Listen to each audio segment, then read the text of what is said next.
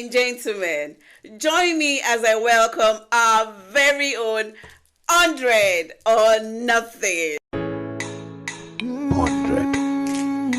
At the studio I used to be, Nibe, Uncle, Hondread or Nothing. Hondread. I know a lot of A-list artists that it is due to me singing Afro-tradition because of the new wave, the new fresh, the new breath of fresh air that I brought with the spirituality. And now that people are waking up, coming from a Christian home, imagine Baba Christian, yeah Christian. What's up, wọ́n fẹ́ máa kọrin fún èṣù tí gbogbo àtijọ́ sọ pé mo taka èṣù dání èṣù ni Ọlọ́run má jẹ́ Ọlọ́run jẹ́ èṣù èmi wọ́n kọrin fún again pé are you mad or something. Tá bá ní àwọn èèyàn tí gbogbo wọn lọ síbì kan tí gbogbo wọn darí ní ọ̀nà kan náà, tá bá wá rí èèyàn kan àbí èèyàn méjì tó bá wá kúrò ńbẹ̀, àwọn yòókù wọ́n máa wò wọ́n pé àwọn wèrè làwọn eléyìí. Ìwọ tí ẹ̀mí ẹ̀ ò bá yí tó bá yẹ bú ẹ, tó bá rí pàdúrà èèyàn tó bú ẹ, wàá sọ pé ọmọ ní ẹ̀kọ́ àdá lọ bá wọn o. Don't leave your ẹ̀sìn when you have problem. Because of the fact that I left Christianity, I lost a lot of people.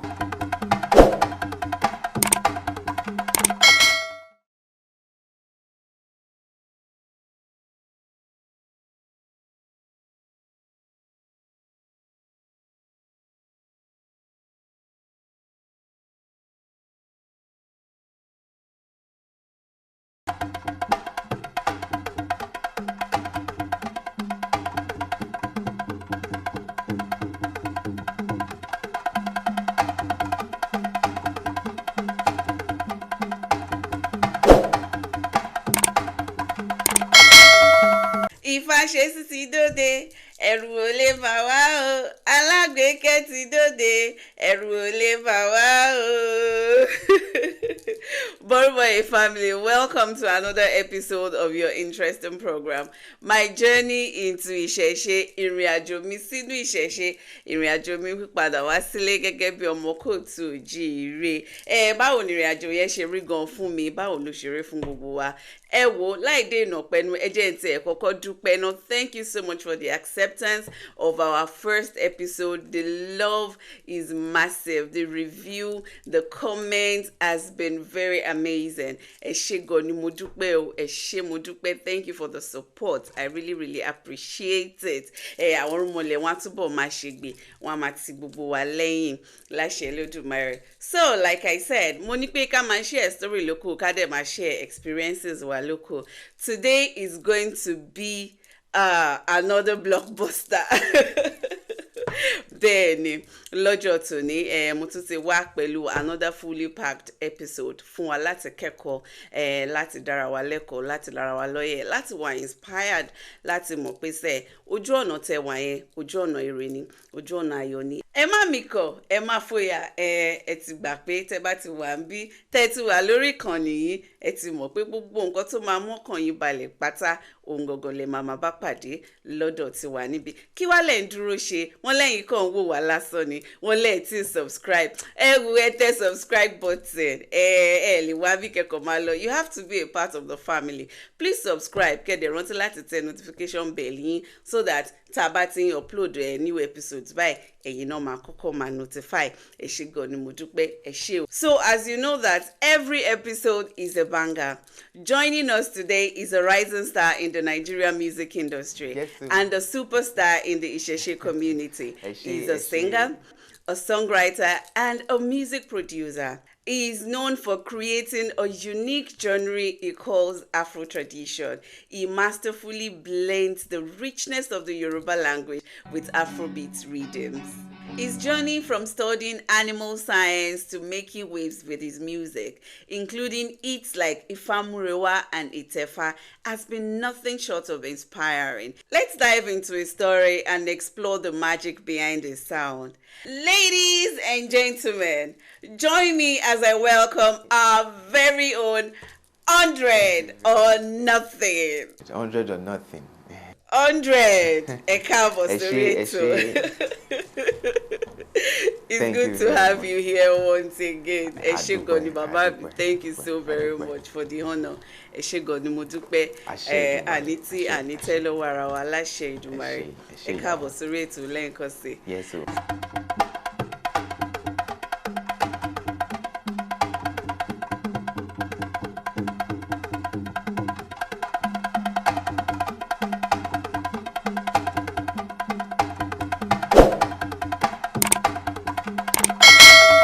Hondread, fún àǹfààní àwọn tí wọ́n ṣe ń meet yín for the first time, ẹ jọ̀ọ́ ta ni Hondread? Orúkọ tèmi gangan ni Mákindé Dámilọ́lá. Mo wá sọ pé Mákindé Ifádámilọ́lá. Olúwadámilọ́lá formally, yeah, but that Mákindé Ifádámilọ́lá. So ìyẹn ní story gan, but ẹ má yẹ ká tí lọ síbẹ̀ ẹ̀sìn ó ti yẹ yín, but my name is Mákindé Dámilọ́lá. I'm from Ogun State, Abeokuta precisely. Ọmọ Ẹ̀gbáríwá. Ẹ̀gbáríwá. Báwa. Ó ti yé yín bẹ́ẹ̀. So I finished from Federal University of Agriculture, Abeokuta. I'm a BSc holder in Agric, or let's say, yes, B-Agric. I'm a musician. I sing. You people know I sing. I act. I never knew you act. I produce. Acting yẹn mo ṣẹ̀ṣẹ̀ fẹ́ máa fi sínú kíní mi sìn, because mo ń dúró de káwọn èèyàn gbé roles wá. Ìṣẹ̀ṣe particularly, yes. So I want to start acting now. So a lot of everything that has to do with entertainment, you always find me there. So yeah, I have always been acting indoors by myself, only me. You know, but now I think I want to bring it outside. I want to try in front of cameras, in front of people, you know, and with people too. So yes, keep your fingers crossed. We are crossing it already. How do I do that?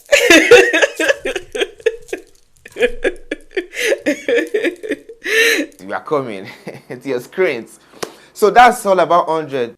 Thank you very much, sir. Ẹ ṣé gan ni. In fact, Hondread has been I would say Hondread is an interesting soul, because everything about you speaks entertainment, speaks fun. You're always happy and laughing. You forgot to add that. Exactly. So, Hondread, you mentioned that any Olúwadámilọ́lá orúkọ yín, and from there a lè sọ pé ìdílé Kristẹni òun ni a bí yín sí. Exactly. Báwo wá ni ìrìn àjò sínú ìṣẹ̀ṣe, dídò oníṣẹ̀ṣe tó wá di pé ẹ wá dẹni tó ń kọrin ọba, tẹ́ di ẹni tí ó wá ń fi orin ẹ̀ fi gbé ìṣẹ̀ṣe ga, fi gbé àwọn ọ̀rúnmọlẹ̀ ga. Báwo ni ìrìn àjò yẹn gangan ṣe bẹ̀rẹ̀ padà sínú ìṣẹ̀ṣe? Ẹ ṣé gan ìyá mi. Tá bá máa sọ pé ká wo bó ṣe bẹ̀rẹ̀ láti àwọn tó ti ń bọ̀ káwa tó dé bíbà yìí, àwọn tó ti ṣe síwájú wa, mo kò ṣe bá wọn náà, kí tá bá sọ pé ká wò kò ń ṣe nǹkan tó easy.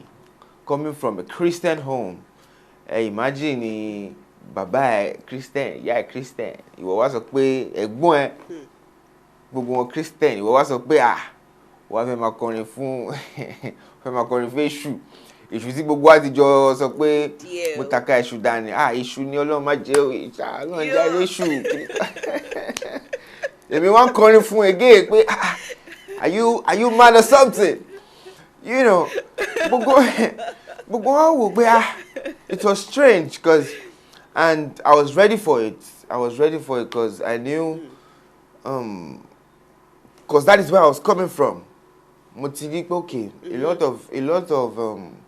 a lot of mentality, and the reason why they have such mentality is because wọ́n ti lọ sí inú àwọn, wọ́n ti padà sílé, wọ́n ti mọ̀ nǹkan tó ń ṣe ń bẹ̀. They are just based on what people say and what Nigerian movies portray about Isese. So when they saw me doing those things, they were like, so home videos, gbogbo ẹ. We didn't talk for a month. We didn't talk for a while, because the beautiful Your part parents? was, no, not my parents, my brothers. But my parents, we were talking like once in a while, once in a while. And we used to talk like every day before, but once in a while. But the sweetest part of it was that I was not in Nigeria then. So I just seen the same place. So Okay. ginger me. So I was able to run from that bula ula balu. Let me say it like that. So I was able to run away from it. Everything was just on the phone. Last thing mo ko blog gbogbo wọn pé àbọ̀rọ̀ pé ẹ̀ ń rí status mi lẹ́fí ń sọ̀rọ̀. If you didn't see it, if you don't see it, you don't say anything. And because of nǹkan tí àwọn ọ̀rẹ́ wọn máa sọ and family and all those things, it was like ẹ̀ wọ́n ti wọ́ wá fẹ́ máa ṣe bọ́ ṣe fá ṣe you know, but I knew what I was doing. I was looking for knowledge.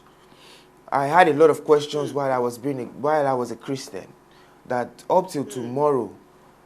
I was talking to my dad last week. I gave him this question: what happened in the Bible within Esau when he killed his brother? Then inside that same Bible, it was now saying, but you've casted me out from the land. If I go, anybody who sees me would kill me. Now think of it. The parents of Cain and Abel, I can't even remember. I don't even care. You know, their parents were Adam and Eve, which we all believed then that they were our first parents, you know.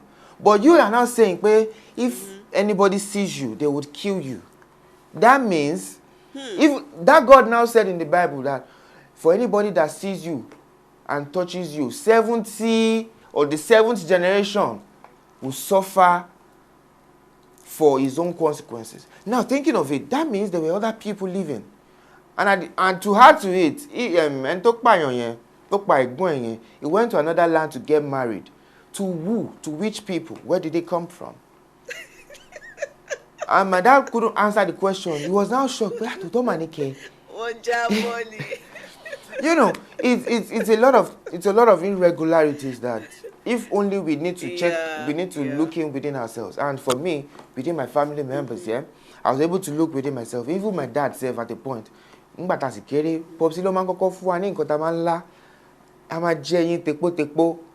know, Baba said they secure us at a point, you know, because he felt, you know, when we were much younger, he used to do all those things, Wow. So me, I had interest in it ever since, because I felt like, okay, these things were mystical powers. Like, they were just different, you know. They were different from miracle and all those things. Yeah. So I was always interested. So it was my interest that grew, and the fact that I wanted to know about it that made me go out. So I could say thank you to my daddy for putting me in the line. But he didn't know that he put me in line on it, you know, eventually. So at the end of the day, as long as kò fi ṣe kankan,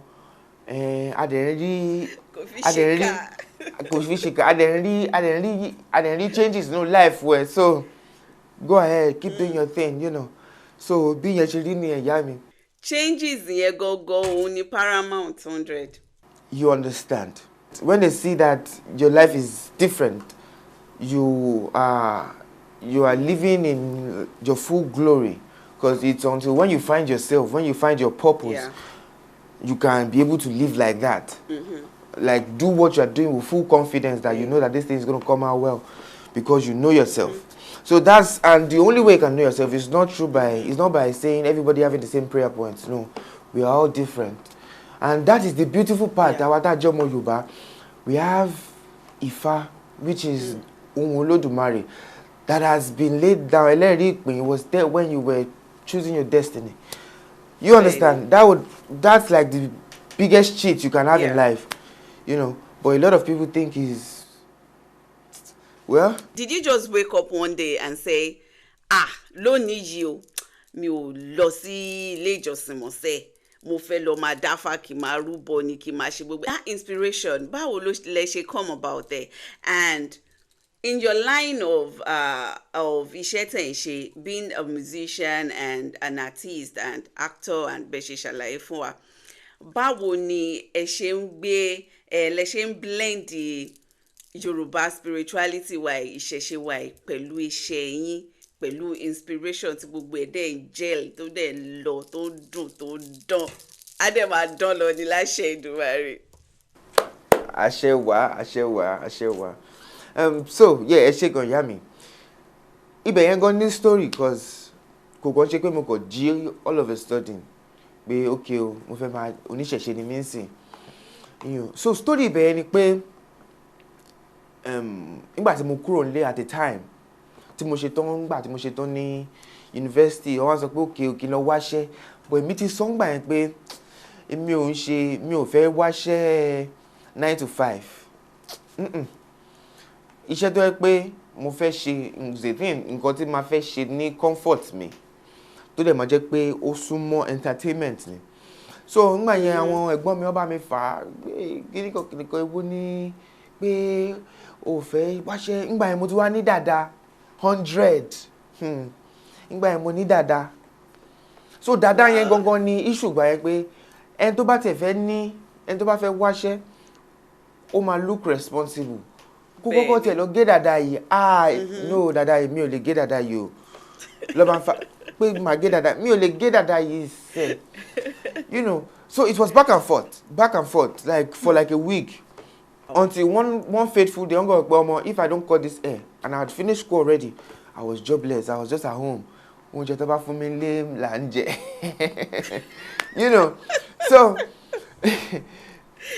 was that crazy.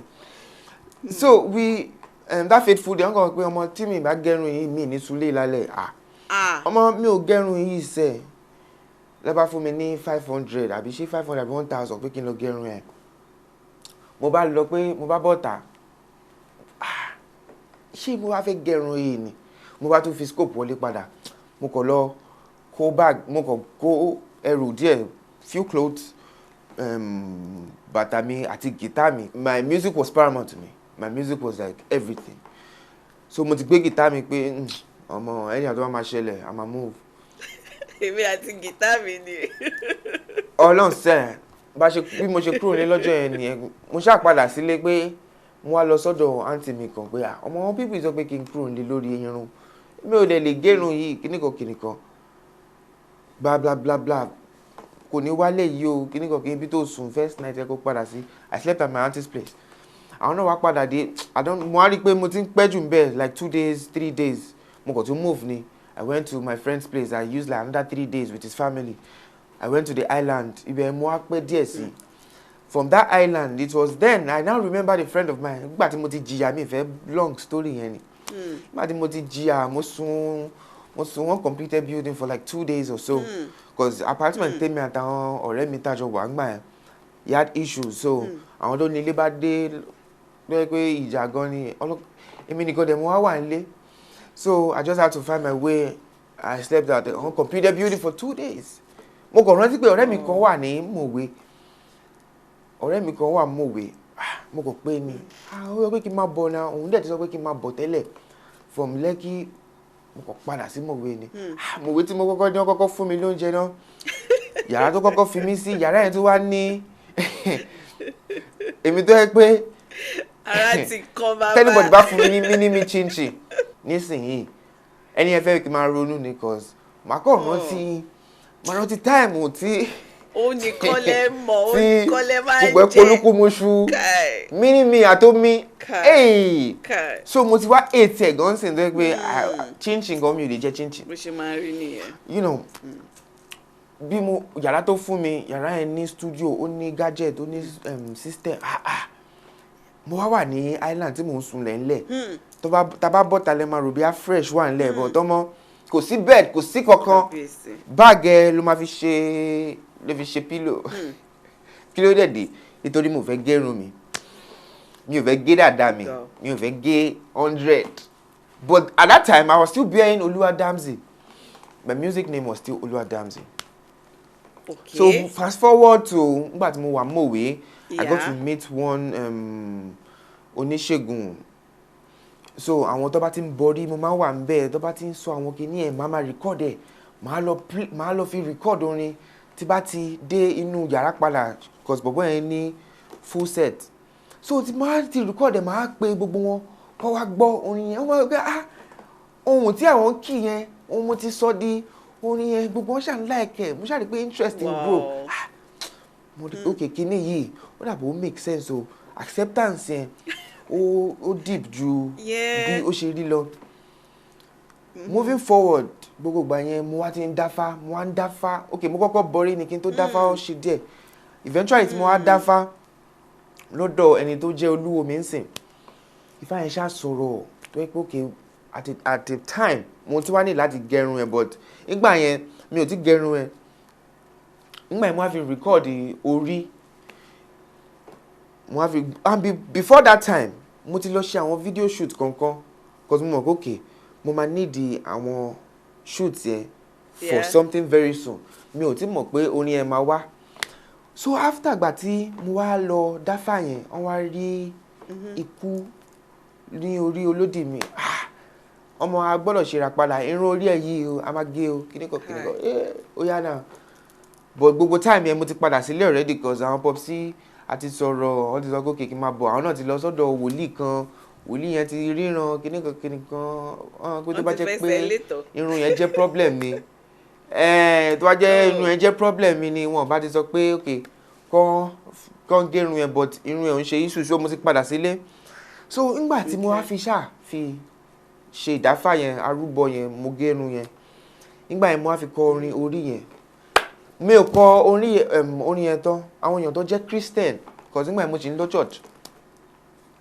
àwọn èèyàn tó jẹ́ Christian wọ́n máa gbọ́ orin yẹn tó yẹ pé dádì girlfriend mi kan gbà kan tó jẹ́ pé àwọn strong deeper life nígbà tí bàbá yẹn rí mi ní street lọ́jọ́ kan wọ́n wá pè mí pé ó wá sọ fún ẹni tọ́jọ́ wà lẹ́gbẹ̀ẹ́ pé orin tí àwọn ń gbọ́ lálẹ́ àná yẹn orí yẹn pé ẹni tó kọ́ ni o pé pé ṣé o ti lọ ṣáwó ni ṣé babaláwo ní ẹni pé orin yẹn pé àwọn láìkẹ́ pé kí enlighten àwọn pé kíní kan kíní so mo ṣàdí pé bàbá yẹn wà inquisitive ó ṣe é fẹ́ mọ reason why tí mo fi kọ orin yẹn cause mo fi pé ó ti rí many message nínú ẹ̀ tó yẹ pé as per ọmọ Yorùbá kò sí ni ó bá jẹ́ Yorùbá tó bá kí ní church tó bá ń sọ àwọn oríkì kan ní tó bá ń sọ pé ń kí Ọlọ́run ní àwọn oríkì kan ní Yorùbá ẹ máa rí pé orí máa wú meanwhile tó bá find oríkì yẹn kan tó bá wá túlẹ̀ àwọn rúmọlẹ̀ yẹn gangan ló ń kì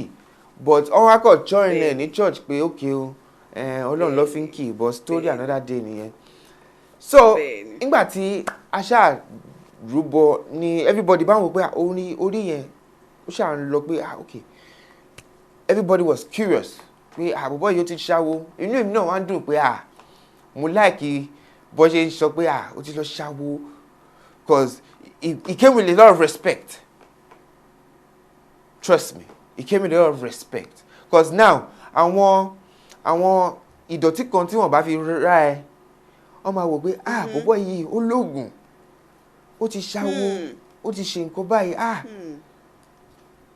but meanwhile the respect is good but it's because of the too much respect he has the valued respect he has for it the appropriate respect he has ní àwọn òyìnbó tún fi wò pé àwọn gbọ́dọ̀ bàjẹ́ lọ́n fi wá twist ẹ̀ pé oògùn kí ni oògùn medicine ṣé torí bá ń fọ ẹ tó bá lọ lo oògùn kan ló lò ní you are using some oògùn ló lò so àwọn èdè Yorùbá wa máa ń jẹ́ kó já wa láyà on one side which is not supposed to be but that's the story for another day again but eventually nǹkan tó wá jẹ́ kí n sọ pé oníṣẹ̀ṣe mo fẹ́ yà fully mo lọ church lọ́jọ́ kan mo lọ with a very open mind pé mo fẹ́ gbọ́ nǹkan tí pastor yẹn fẹ́ sọ nígbà tí pastor yẹn máa bẹ̀rẹ̀ preaching ó wá sọ̀rọ̀ débi pé okay ọba kan wà ó fẹ́ àwọn ìlú kan fẹ́ gbógun jà wọ́n ti wà lẹ́nu ọ̀nà ẹ̀ pé wọ́n ti ń destroy everything lọ pé ó kù díẹ̀ pé ó bá mú ọmọ ẹ̀ síbi gate ni ó wá fẹ́ pa àbí ó pa ọmọ ẹ̀ sí ẹnu ọ̀nà gate yẹn according to what the scripture was reading ni so mo kàn try láti break it down pé ó pa ọmọ ẹ̀ sí gate pé Ọlọ́run wá wo pé pé bọ̀bọ̀ yìí pé ọba yìí nìkan ló ṣe nǹkan tí òun ò bá ṣe pé for that reason àwọn tó ń gbógun tì wọ́n o pé kí gbogbo wọn parun àbí kó padà dẹ̀ ni ogun ẹ̀ bá wo mọ́ pé must it have been that someone must have died for the world to be over or something? Nígbà tí pastor yẹn bá máa bọ̀rọ̀ jẹ́, prayer point tó give kò correlate mọ́ nǹkan tó kà nínú passage, but prayer point tó attack àwọn member pé okay any kìíní kan the holding your life will fall down, everybody bá pariwo amen, mo bá wò pé but passage tó kà yìí mo believe pé ó fẹ́ fi mú prayer point ni, but prayer point yẹn kò correlate mọ́ nǹkan yìí. Lọ́jọ́ yẹn mo fi wò pé no, this place is not for me. I don't anything tó bá jẹ́ kí n lọ church, mo wá decide pé nǹkan tó bá jẹ́ kí n lọ church is a thing pé bóyá pé obìnrin ni mo wá lọ church ni o àbí whatever, but obìnrin gan kí mo fẹ́ wá lọ church nítorí obìnrin, nah, I wouldn't even do that. The interest was lost. You understand? Just to tell you pé man, that place is not for me. You know, so ìyẹn movie decide pé man, I'm leaving Christianity for Isese. A lè ní pé ìyẹn was the point for you tẹ́tí wò pé no, enough is enough. Yes. And láti buttress nǹkan tẹ́ sọ pẹ̀lú nǹkan tó ṣẹlẹ̀ pẹ̀lú orin orí tẹ́kọ̀ àti reaction bàbá yẹn, mo máa ń sọ kinní kan pé gbogbo wa tó o bá ti jẹ́ pé ọmọ Yorùbá ni ẹ́, tó o ní agboolé nílẹ̀ Yorùbá tó ń gbédè ẹnu mi tá a jọ ń gbọ́ra tí ò ń ṣe pé o kọ ò tó yẹ pa bí ni bí ẹ ni, forget it, oníṣẹ̀ṣe ni ẹ, kò sí bá a ṣe fẹ́ ṣe. That thing, it will always be there. It's in your DNA. It's a part of you téèyàn ò lè ever yọ kúrò, and that was what happened there. Immediately when he was hearing those àwọn words bóyá tẹ́ lò fún láti fi kan orin yẹn, ó fún wọn ní a kind of feeling tó jẹ́ pé he himself cannot explain, and that is what happens to a lot of us. We have this thing in us. Kò ń ṣe nǹkan tó jẹ́ pé kò sí ká lọ ìgbára ká lọ ìgboro. That thing in us will always ajáde ṣáá ni ongogo òní 100, and that was why you could also feel like at this point I think is enough, because you have ẹ̀yin tí ẹ ti wà in the process go already, you know, you ẹ ti ń dá ẹ ti rú already ẹnìkan ẹ wá wò kẹ́ni yóò fẹ́ máa fún mi ní fẹ́ máa múlẹ̀ mi máa kò lè wọ́. Àní lọ́jọ́ yẹn bó ṣe tún sọ̀rọ̀ bóyá tún jó tó ń jó ń ṣọ̀ tó ń gbà tó ń kọrin ní in Jesus nìkan, mo kàn ṣáà ń wò ní cause èmi tí ń wò pé èmi tí mo ti ń rúbọ fẹ́ṣù tí mo ti ń ṣe nọ́mà fẹ́ṣù lẹ́ wọ́n á sọ pé mo kàn ṣáà kàn jó ni, ibi tí n bá fi Jésù sí mo ń fi èṣù sí. That was so funny, man. Conflict of interest in playing. Exactly. Man. Yes. So now, let's talk about your music. I saw a couple of videos àwọn orin kan tẹ́tí kọ nígbà tẹ́ wà ní church, even ẹ kọ orin ẹ ṣe backup fún this popular artist torí ẹ trend ní time kan, mo ti gbàgbé title orin ẹ but ó trend in fact èmi go. Bàbá rere Drastics. Bẹ́ẹ̀ ni ẹ ṣe. Yeah. And I was just like Hondread kọ́ rèé, Hondread wa náà rèé. Báwo ni ẹni tí ó ti ṣe backup ní church, like in the church, and you are now a fully blooded oníṣẹ̀ṣe, and even we can even call you our superstar. And your use of language, it's incredible, it's amazing. Pẹ̀lú Yoruba language and Emawa infused with spirituality, and it's now, you now call it, you created this genre for yourself, which I would like us to talk about actually. Afro-tradition. Please, how did that come about? Thank you. Afro-tradition.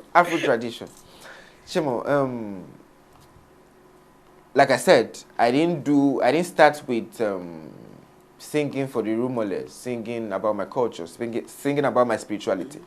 I started as a normal musician.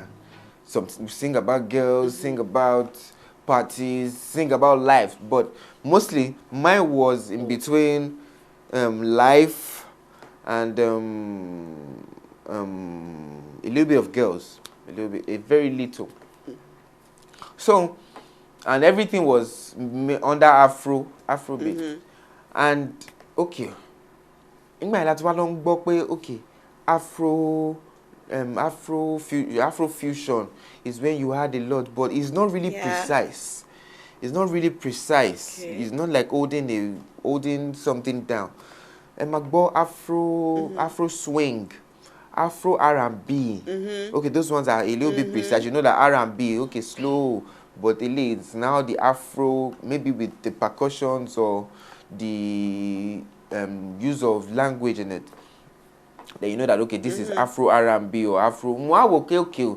And I was where I used to work before. Ever since when I even started making music, I've always been putting Yoruba in my lyrics. I would always love to put at least tó bá jẹ́ òwe kan ni, because it got it òwe. Mo lè fẹ́ sọ pé òwe ló push me to the point of saying, okay, man, I really want to do more about Yoruba music. That made me want to go deep into Yoruba culture and spirituality. Because téèyàn bá fẹ́ wá ìjìnlẹ̀ Yoruba inú Ifá ni. So ìyẹn lọ bẹ́ẹ̀ yẹn. So I've always been wanting to grasp that feel of that Yoruba in my music. So moving along, bí mo ṣe ń di pé okay, fusion yẹn ń wọ̀. Ibi tí mo wá ń ṣiṣẹ́ tẹ́lẹ̀, they always tell me, you sound like sometimes you might go nice, sometimes you might go two-faced, sometimes Brano, sometimes beautiful Nubia, sometimes you just have a lot of people to call. That's the feel, yeah. You have a lot of people to call.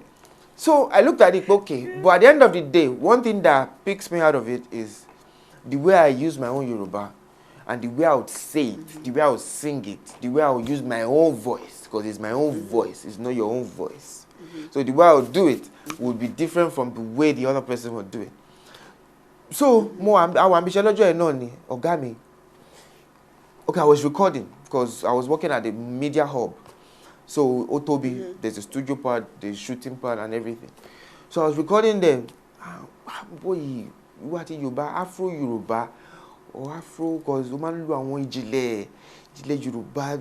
Then mo ti so much ṣẹ̀ṣẹ̀ mi already, mo ti watch ṣẹ̀ṣẹ̀ already. Pé man lu àwọn Afro-tradition. As you just mentioned that Afro-tradition, mo kọ pé òun nìyẹn. That it is. I just picked it. That is it. I just exactly mo kọ pick any. Bam, mo kọ call any Afro-tradition. And it was still where I was working, yeah.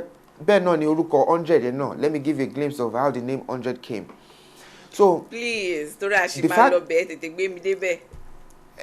Mo gbé yín débẹ̀ already. The fact pé okay, the dread that made me leave the house, dada ni ó really gbé mi kúrò nílé torí mo ní dada. Hondread. I was on dread when I left the house. Now, nígbà tí mo wá ṣe tán, I'd always had in mind pé no, is this dread or nothing? Because that would actually put me in a different light with different, it would make me artistic. That was what I felt at that point. But no, I had to look like my name. And Oluwadamzi was my name before, but we needed to rebrand. And because of my producing ability too, me being a producer, I wanted to use another name for my production. So Martin will okay, first of all, because the change of name, me ò tí sit down pẹ̀lú fully, because that Oluwadamzi had gone far. I felt it had gone far. Oh. I felt it had gone far. Wow. So I didn't want to change, but all of a sudden, when I was just at the studio that day, mo ṣáà try láti pick orúkọ tí mo fẹ́ lò. Nígbà yẹn náà mo ti ń dá dàda sí already. Yeah. Mo kàn wò okay. Mo ṣáà pé dàda yìí, mo firun ṣeré náà ni I was dàda dread. Yeah. Dread. Mo kàn rántí pé ibi tí mo máa ń wà nígbà kan at the studio I used to be. Níbẹ̀ ọkọ̀ 100 or nothing sí ara ògiri yẹn. Wow. Mo dẹ̀ ṣe ní picture yẹn náà. I think I'll share the picture. Please. Ọkọ̀ 100 or nothing sí picture yẹn. mo kọ̀ rántí picture yẹn ni mo kọ̀ tún fọwọ́ kan irun mi ni mo kọ̀ pronounce ọ̀rọ̀ yẹn ni 100 mo wá break ẹ̀ sí syllable 100 mo wá kọ́lẹ̀ on mo wá kọ́ dread kíní yìí ó máa ń jọ orúkọ ó jọ 100 mo wá mú h tó wà nínú normal figure 100 mo wá fi síwájú ẹ̀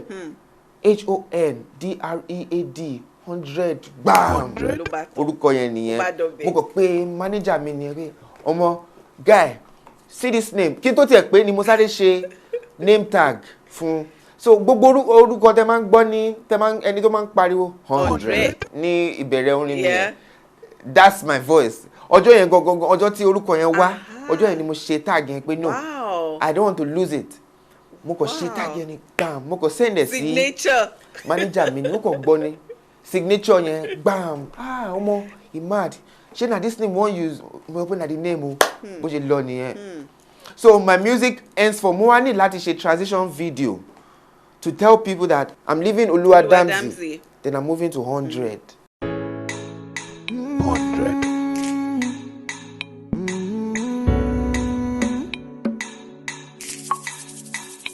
Eni bi eni, eji bi eji. Etantagba you go fall in love, oh my ṣe bi eji. Ọmọ Olúwẹ̀rí gbọ́dọ̀ kú sódò. Ọmọ ikú yẹrí owó ń bẹ nílé ó yá bá ń tọ́láwó. Ọmọ wọn lóde ìṣáájú. Lékeleke nílùú Ìkẹfì. Èrò àlùkò nílùú Ìkòsùn. Everyday we buy sóòrù. I say they don't know wetin dey sup. I say they don't know wetin dey come. They don't know wetin dey sup. Say they don't know wetin dey come. Sound they don't know.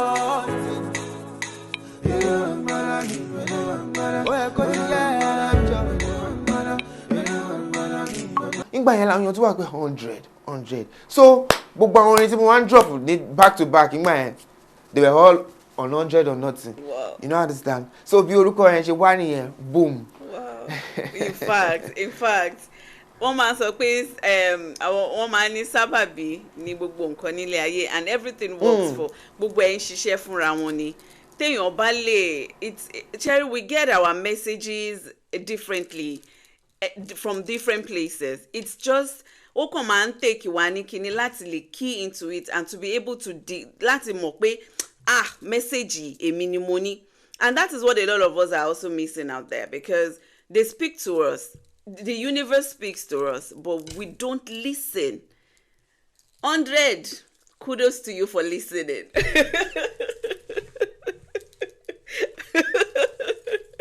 And the name now has become, what's the household name? To jẹ́ pé anywhere taba gbo 100, èmi gan I will choose 100 over Oluwadamzi. Okay, Oluwadamzi. Àní èmi gan tí mo believe pé Oluwadamzi ti lọ mọ́ àgbà tí 100. Kò lọ anywhere. And when taba break pé okay o how would you really define 100? Tí máa sọ pé okay 100 for 100% spirituality 100 for 100% originality 100 for 100% of everything. And actually I'm 100. But it's unfortunate, let me break the news here, it's unfortunate. If I'm a wagba kí n wá ṣe dàda mọ́, if I sọ pé no more 100. No matter sọ pé okay tó fún fa o. That's the only Bàbá ẹni ìṣẹ̀ṣẹ̀ ẹni. You understand? And tó lè gbà lọ́wọ́ mi ló ti gbà yẹn so sego be. Ẹ̀yin náà wá wo connection yẹn, ó ní mo ṣe ní bàbá ẹni ìṣẹ̀ṣẹ̀ ẹni because your parents actually rejected it. Your father rejected it. Ifá náà dẹ̀ tún wá bá yín kọ́, ó tún wá bá wọn kọ́ fún yín pé sẹ́ eventually. So but kí wá sọ kankan bẹ̀ yẹn. Ìgbà tí ta lọ dáfá ń gbà yẹn. Before kí n tó dáfá yẹn cause nígbà tí mo wà lọ́dọ̀ bàbá oníṣègùn yẹn. Wọ́n ti rí àwọn kankan pé orí kunkun pé kí n máa ní orí kunkun tí mo ní yẹn o. Okay, no, it was nígbà tí mo dáfá yẹn ni lọ́wọ́ sọ pé orí kunkun tí mo ní yẹn o pé kí n máa ní orí kunkun yẹn lọ pé nǹkan tí bá fẹ́ ṣe ni kí n máa ṣe o. Mo wá rántí pé ẹ máa wo o orí kunkun ni mo ní tí mo fi kúrò nílé pé mi ò fẹ́ gẹrun yìí. Lẹ fi kúrò nílé bẹ́ẹ̀ ni. Orí kunkun yẹn ni mo ní eventually tí mo fi dé ọ̀dọ̀ man tó jẹ́ oníṣègùn yẹn. Bẹ́ẹ̀ ni. Mr. Adéwálé.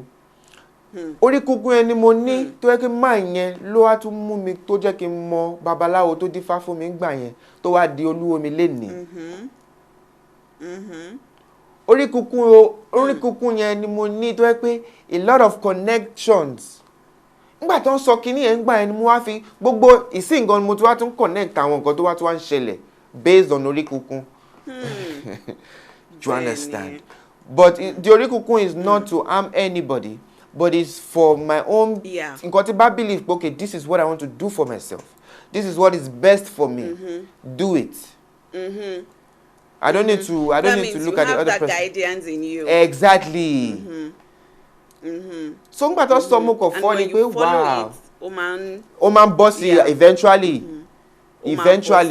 All the songs, the first album I dropped, the first EP, the first compilation that I've been doing music for a lot of years. The first compilation, which is Afro-tradition, that has the song Ifa in it. I didn't know I was going to drop that album when I dropped it. Ẹyọ kan péré nìkan mo ti record nínú ẹ̀. But I was just moving. Okay, it was when I traveled mo kàn try láti kàn máa gather on here. It was a month or 2 or 3 weeks to my birthday, June 3rd.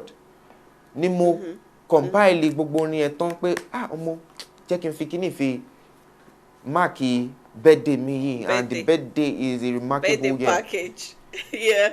You understand? Pé kí n fi at least let it come like my first EP on a very remarkable year. Bam, mo dey drop it and boom. Not like I planned it.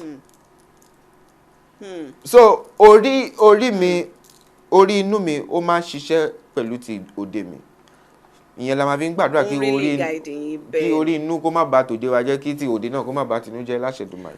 So my Odi is always with me 100%. Àṣẹ o. So ìyẹn ò jẹ́ bí ìyẹn ṣe jẹ́ o ìyá mi. In fact, ẹ ṣé gan ni mo dúpẹ́.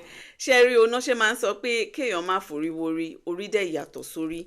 Bí orí kunkun ṣe jẹ́ advantage fẹ́yìn, that you are getting your messages, you are getting your guidance, and you should always do that thing tó bá wá sí yín lọ́kàn láti ṣe, not minding nǹkan tí anybody bá sọ, naysayers, whatever.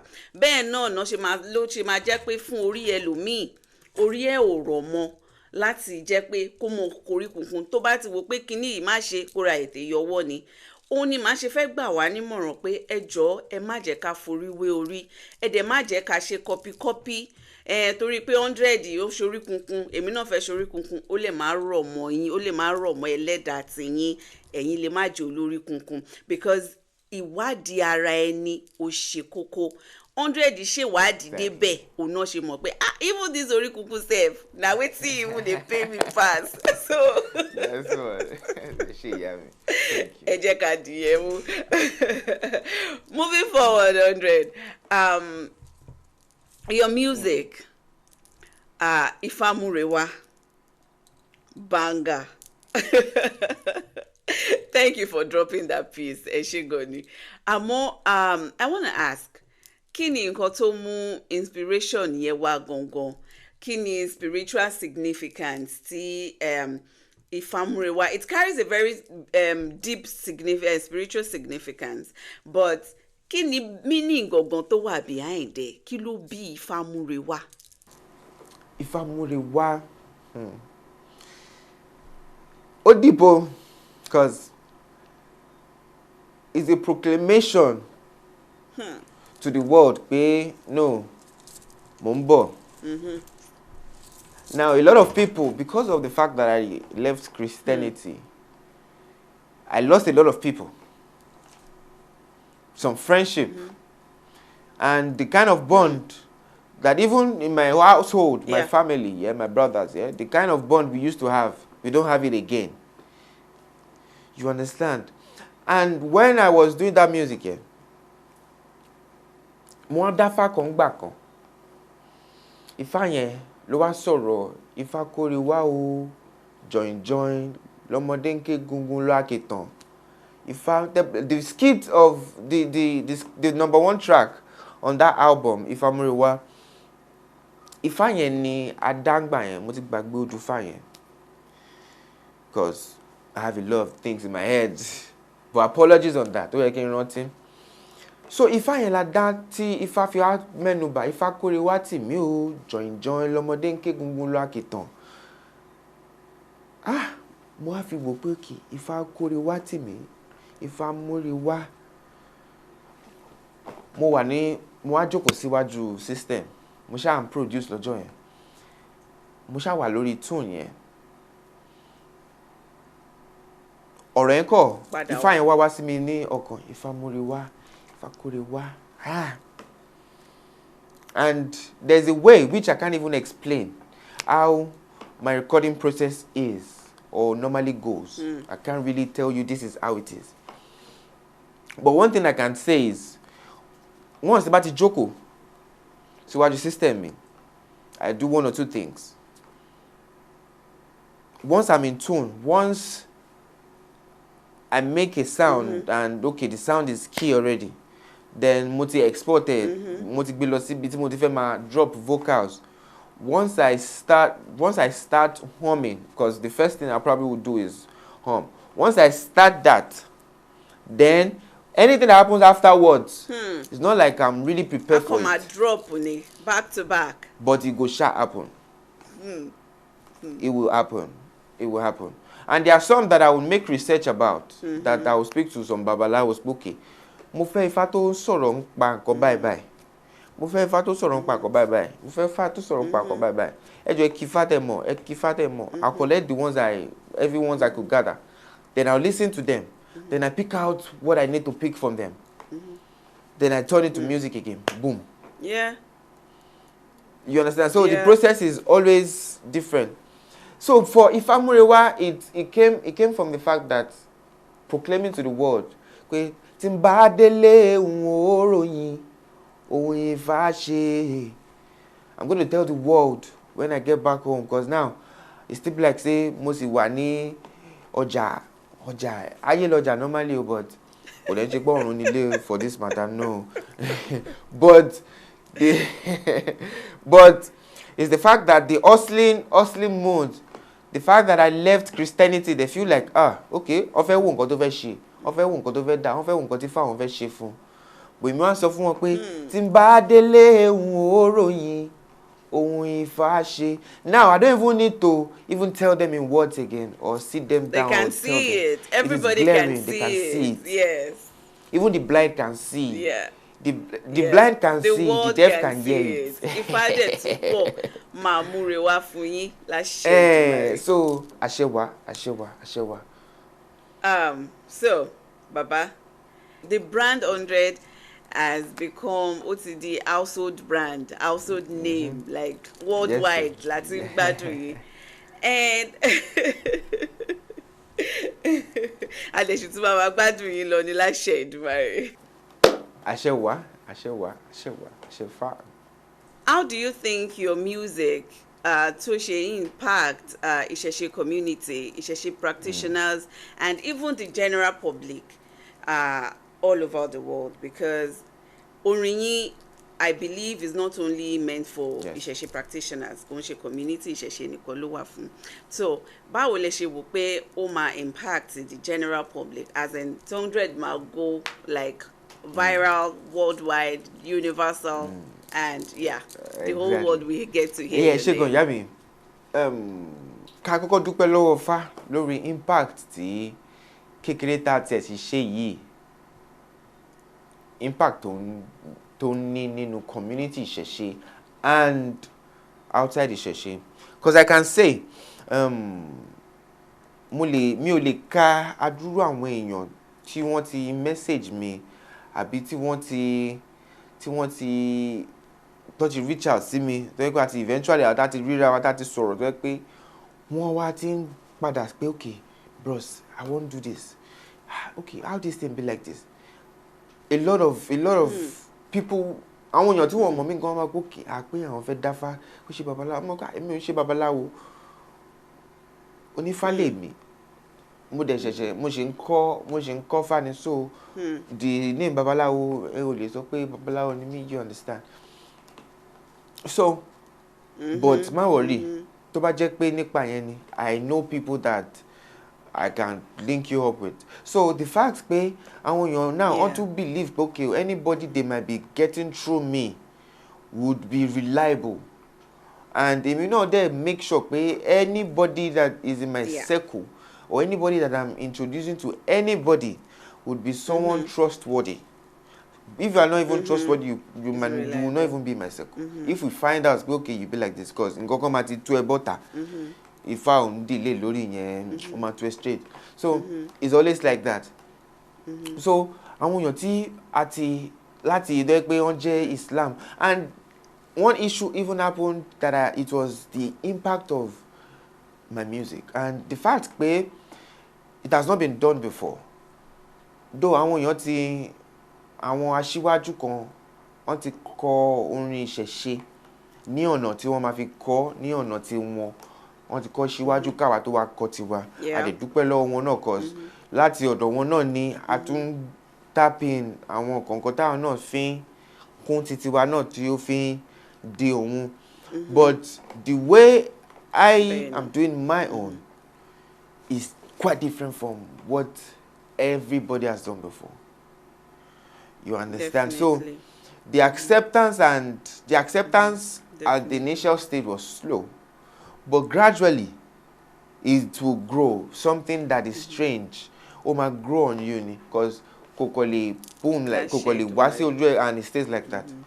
So it keeps on growing and adupelowo Olódùmarè fún yẹn. So the impact even in the Ìṣẹ̀ṣe community now àwọn oníṣẹ̀ṣe tó pé tó bá di ọjọ́ tó bá fẹ́ yin Olódùmarè tó pé wọ́n lè máa lo orin àwọn Christian kankan àwọn orin àti Tọ́pẹ́ Àlàbí orin àwọn kankan you know. So now only orin Ìṣẹ̀ṣe tí wọ́n lè lò that still carries that vibe of the new age or new modern music, modern type of music. So it's a win-win for both Ìṣẹ̀ṣe community and the community at large because it's bringing people back. Àwọn èèyàn míì now say on gbọ́rin yẹn ó ń sọ wọ́n jí pé okay jẹ́ kí n tẹ̀ wò nǹkan tó ń ṣẹlẹ̀ níbí báyìí. It's a wake-up call. So adúpẹ́ lọ́wọ́ àwọn rúmọlẹ̀ fún ìyẹn. Àwọn rúmọlẹ̀ ṣe wọ́n á dẹ̀ túbọ̀ máa fún yín ní inspiration because we can say you draw your inspiration mostly láti ọ̀dọ̀ Ifá dẹ̀ túbọ̀ máa ṣègbè Ifá túbọ̀ máa là yín àfún yín ní ọgbọ́n kún ọgbọ́n ìmọ̀ kún ìmọ̀ láṣẹ Elédùmarè ẹ wá ní ṣubú dànù o ẹni tí ẹni tẹ́ lọ́jọ́ màráyé ẹ máa tuntun sí ẹ máa dán sí ni láṣẹ Èdùmàrè ẹ ṣé gan ni bàbá mi. And you know you created a path tó jẹ́ pé mo fẹ́ lè ní anybody ò tí ì rìn and you have a lot of people now walking that path and a lot of people nísìnyí àti ní àwọn tó ń tẹ̀ tí ń kọ Afro-tradition go and ó ti ń grow ó dẹ̀ ti ń boom just like we have Afrobeat we can also say Afro-tradition is also booming and láṣẹ Èdùmàrè you all are going to go places gbogbo ayé pátápátá náà ti máa gbórúkọ yìí. That's the beauty of it. Yeah. That's the beauty of it. Because seeing the fact that starting something or being bold enough, I don't know how long other people have been doing music here, but being bold enough to bring it to the public scene, to bring it to the mainstream music. I know a lot of A-list artists that it is due to me singing Afro-tradition because of the new wave, the new new breath of fresh air that I brought with the spirituality. And now that people are waking up, you understand? So it's a beautiful thing. All the man say in your konjawade, you know, in your igi kondagoshe. It's a beautiful thing when we are now when we are more than this, and we are doing it in truth to really do Irumole proud, to bring them back to where we are supposed to be. Because our Irumole wa level one ó yàtọ̀ sí báwọn èèyàn ṣe ń sọ sí, and we need to Bẹ́ẹ̀ni. bring them back by fire by force. By fire by force yẹn gangan ni o. I tell you. So 100 ní I would say okay, as pé ẹ̀yin náà ṣe padà sílé. Yes. Àwọn nípasẹ̀ àwọn ìdojúkọ kọ̀ọ̀kan tí ẹ tẹ́ dojúkọ àti tẹ́ ti là kọjá tí Elédùmarè dẹ̀ ṣe tí ẹ borí wọn. Mo máa fẹ́ kẹ́ bá mi gba àwọn èèyàn wa níyànjú who might be going through one or two tó jẹ́ pé àwọn náà struggle pẹ̀lú this identity crisis of pé bóyá mo fẹ́ dúró sínú ilé ni àbí mo fẹ́ dúró síta àbí àwọn èèyàn mi ò nífẹ̀ẹ́ mi àbí wọ́n go through one or two things nípasẹ̀ pé wọ́n fẹ́ padà sílé ni àbí wọ́n tiẹ̀ ti dé but they are not finding it easy. Ẹ bá mi gba wọn níyànjú.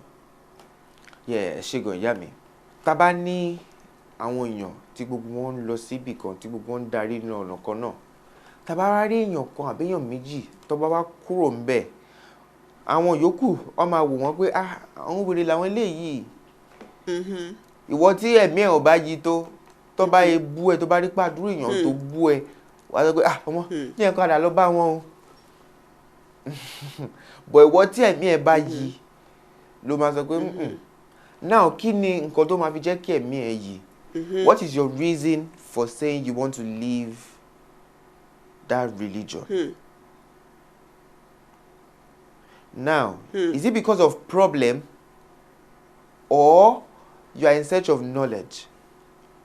If you go out because you have a problem and you need solutions to it, trust me, you will meet people that will scam you. You will meet fake people. Kó tó pàdé olóòótọ́ ó lè ṣe díẹ̀ o. Because you are vulnerable. Nǹkan tó bá ti sọ fún ẹ, tó bá ti jọ mọ́ nǹkan tó ń ṣe díẹ̀ báyìí, you accept it. So I would always advise people not to, don't leave your essay when you have problem. Don't leave when you have problem. But some people, problem ló máa lé wọn kúrò. Tó yẹ pé ibi tó bá ti wà tẹ́lẹ̀ yẹn, when they have issues, tó yẹ pé wọ́n rí kíní, tó yẹ pé òkè wọ́n wá jàjà bọ́ta, tó yẹ pé ibi tó wá jàjà wọ́n wá rí nǹkan, ọmọ ibi táwọn rí ìlànà máa gbà ó. And some people might still go back to their vomit. But that's their own issue though. But what I'm saying in essence is, if you are in search of knowledge, kò sí nǹkan tó bá fẹ́ sọ fún ẹ. Knowledge kò wá ṣe pé kò wá èèyàn kan kò béèrè lọ́wọ́ èèyàn kan ó dẹ̀ tán síbẹ̀. Knowledge doesn't die. It's a continuous thing. You keep looking for it. So the more you keep looking for it, the more you're able to find out and filter the good, filter the truth from the lies. Because kò sí ni ìtọ́ bá jẹ́ tòótọ́, ó máa spread. It will definitely reveal itself. Tó bá jẹ́ irọ́, irregularities, irọ́ ó wà ńbẹ̀. That is nǹkan tó fi mọ̀ pé irọ́ lélẹ̀, nǹkan tó fi mọ̀ pé òótọ́ lélẹ̀ is the irregularities. So nítorí America àwọn míì tó bá parọ́ míì, tó yẹ pé tó bá set tó bá ṣe jìnnà, wọ́n set ẹ̀ dáadáa ni ó regular. Nǹkan tó fi irọ́ ni o, but you believed it. But if it's truth, tó bá regular really, with nature being in course with it, it will definitely come to fruitfulness. Let me put it like that. So the short thing about it now is, for people that are just living, always have it at the back of your mind that you want to know what's happening. You're in search of knowledge. Àwọn èèyàn tó bá jẹ́ pé problem ló wá tì, orí èèyàn lèèyàn máa pé sí, cause wọ́n máa ń kọ́kọ́ sọ pé orí ẹni kó gbé ní pàdé aláwo ire. Tí orí ẹ̀ bá gbé ẹ pàdé aláwo ire, tó bá jẹ́ pé first time tó máa jáde tó bá pàdé aláwo ire, you are lucky. Stick to it. You understand? But some people, they might not be that lucky. But kéèyàn tó ṣe anything, orí èèyàn, that is why they will always reference Yoruba's spirituality, will always reference orí first. Orí là bá bọ ká tó bọ òrìṣà. Orí èèyàn la máa kọ́kọ́ bọ before ká tó bọ any òrìṣà. You understand? So orí ẹ first, know what you are doing first of all. Don't be under pressure by people. If it's your part, trust me, ara máa sọ fún ẹ orí ẹ máa orí inú ẹ máa bá ẹ sọ̀rọ̀.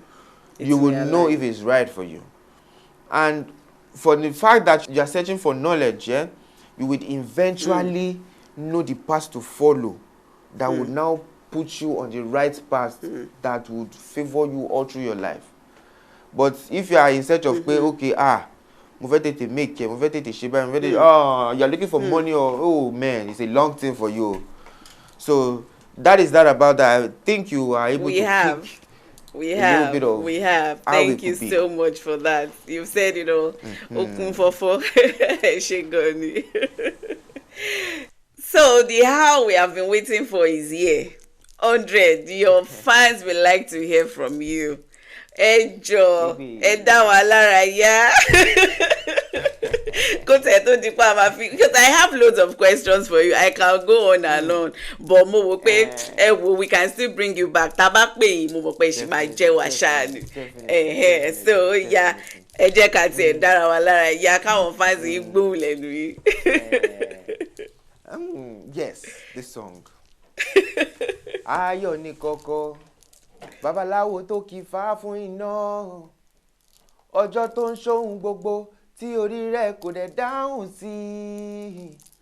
Wọ́n ní kí iná bọ̀rí kí orí rẹ̀ lè dáhùn sí ohun tó ń ṣe.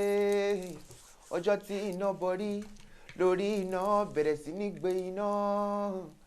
Ẹ jẹ́ orí mi dáhùn sí tèmi o. Ẹ̀dá mi dáhùn sí tèmi o. Orí adé ó gbé àgbè tó fi jọba nílé aró. Orí àlùkò ó gbé àlùkò jọba ní Kòso. Orí mi sọ mí dọba. Orí mi sọ mí dọba. Orí lórí màmá jẹ́. Orí lórí máa jẹ́. Orí lórí máa jẹ́. Orí lórí máa jẹ́. Orí lórí máa jẹ́. Ẹ ṣé gan ìyá mi, thank you very much. Ẹ ṣé gan ni mo dúpẹ́ o, ẹ ṣé gan ni mo dúpẹ́ àwọn fans yìí náà. Wọ́n dúpẹ́ lọ́wọ́ yìí, ẹ ṣé gan ni bàbá mi. Àníkún ọgbọ́n, àníkún ìmọ̀, àníkún òye láṣẹ Èdùmàrè. Inspiration yìí kò wá ní kú o. Ifá máa tègbè lẹ́yìn yín. Ifá amúre wá o láṣẹ Elédùmarè. Ẹ ṣé gan ni mo dúpẹ́. Thank you pé a pè yín tẹ̀dẹ̀ jẹ́ wa. Ẹ ṣé gan ni o. Ẹ ṣé mo dúpẹ́ mo mọ̀ lóore. Mo lérò pé tá bá tún pè yín nígbà míì tá bá fẹ́ continue gbogbo àwọn scrutinizing questions wà yẹn tí wàá dá wa lò. 100 on nothing. Ẹ ṣé gan ni mo dúpẹ́. It's been a wonderful time with you. Ẹ bá wa kílé o. Yes o, ẹ ṣé gan tí ẹ wà pẹ̀lú wa láti àtàtàárọ̀ tá ti wà débi báyìí. Orúkọ tèmi ni Hondread, tẹ́ bá fún mi 99 mi ò ní gbà. O gbọ́dọ̀ pé kíni, o gbọ́dọ̀ pé 100. So ẹ máa wo Alara Media, Alara TV. Stay tuned. Ẹ máa wo lọ bẹ́ẹ̀. Ẹ má yẹ kí n sọ̀rọ̀ jù. Ẹ ṣé o.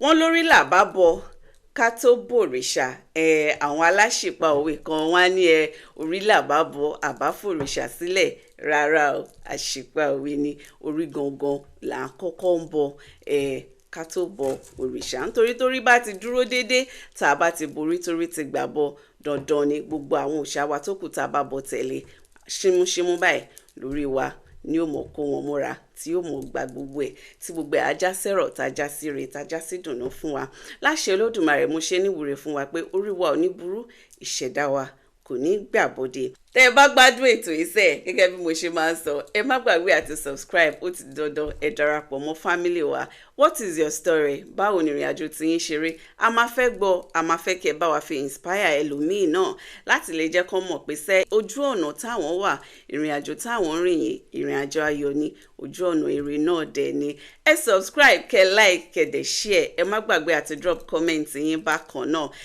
Mo mọ̀ pé ẹ ti ń wò mí látàárọ̀ pé irú sweatshirt wo rèé arambara OE fashion signature ni tẹ́ bá nífẹ̀ẹ́ sí ẹ lè kàn sí wọn ní orí Instagram @oegroup_fashion lóríṣiríṣi òní wọn kò síbẹ̀ àti hoodies àti sweatshirt pátápátá ẹ kàn sí wọn bẹ́ẹ̀ mo máa drop handle wọn òun ló ń lọ lọ́wọ́lọ́wọ́ báyìí. Ṣé mọ̀ pé kò ní dáa tẹ́ bá miss the next episode, so please I'm imploring you to please subscribe, kẹ́dẹ̀ turn notification bell yín so that a bá ti drop next episode báyìí ẹ̀yin gangan náà máa kọ́kọ́ notify. Ẹ ṣé mo dúpẹ́, ẹ kú àdúró tì, ká tún fi re pàdé. Ifáṣẹ́sìn Ọlọ́ṣun Ẹgbẹ́bí lórúkọ tí mò ń jẹ́. Ìpàdé wa bí oyin o, ìṣẹ̀ṣe á gbè wá o.